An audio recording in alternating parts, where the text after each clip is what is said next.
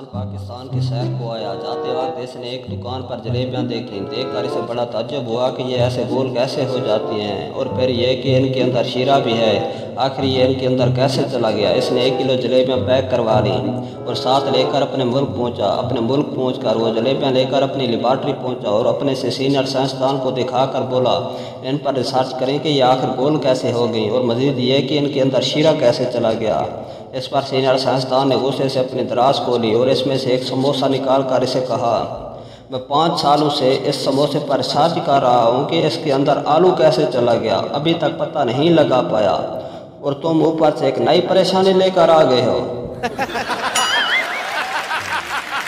अस्सलाम वालेकुम दोस्तों, फ़नी लतीफ़ों में खुश आमदीद। आज मैं आपके लिए बहुत मज़े के लतीफ़े लेकर आया हूँ। चलो तो वीडियो को शुरू करते हैं। बीवी शोहर से, मेरी शादी तो पढ़ाई की वजह से लेट हुई, आपकी शादी क्यों लेट हो गई। शोहर, मैं सदका बहुत दिया करता था। बीवी, सदका का शादी से क्या ताल्लुक़ है। शोहर, सदका बहुत सी बलाओं को टाल देता है, बस इस साल मसरूफियात की वजह से सदका नहीं दे पाया तो मेरी शादी हो गई। पुलिस वाला अपने बेटे से, तुम्हारा रिजल्ट बहुत बुरा आया है, आज से तुम्हारा खेलना और टीवी देखना बंद। बेटा, ये पकड़ो 50 रुपये और इस बात को यहीं ख़त्म करो। एक लड़की को गाने का बहुत शौक था। वो अपनी आवाज़ टेस्ट करवाने गई। जब आवाज़ टेस्ट करवा चुकी तो पूछा, जनाब मेरी आवाज़ कैसी है। जवाब मिला, खतरे के सैरान के लिए तुम्हारी आवाज़ निहायत मौजू है। अब्बा जान, आप तो कहते हैं कि अपने से छोटू को मारना बहुत बुरी बात है। वालिद, हाँ बेटा, ये तो बहुत बुरी बात है।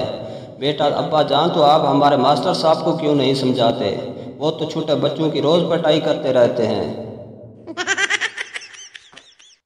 हाजियों की ट्रेन जा रही थी। स्टेशन पर काफ़ी हजूम था। इतने में एक हाजी ने खिड़की से गर्दन निकाली और ज़ोर से कहा, इस्लाम। सब लोगों ने कहा, जिंदाबाद। इसने फिर कहा, इस्लाम। हजूम ने फिर कहा, जिंदाबाद। ऐसा कई मरतबा हुआ तो इस शख्स ने हाथ जोड़कर चीखते हुए कहा, भाइयों, इस्लाम मेरा बेटा है और पानी लेने गया है और अभी तक वापस नहीं आया। मैं तो इसे आवाज़ दे रहा हूँ और तुम हो के नारे लगाए जा रहे हो।